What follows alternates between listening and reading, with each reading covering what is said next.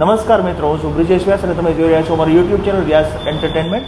મિત્રો, અમે આજે આવે છે રાજકોટમાં સોરઠિયાવાડી સર્કલ પાસે અને હુન્ડાઈ શોરૂમની સામે વીકે સેન્ડવિચની મુલાકાતે. અને ખાસ કરીને મિત્રો અહીંયા 120માં 3 ફ્લેવરમાં સેન્ડવિચ અનલિમિટેડ મળે છે અને સાથે 6 જાતના કોલ્ડ ડ્રિંક્સ મળે છે અને 2 જાતની ચટણી અને સોસ.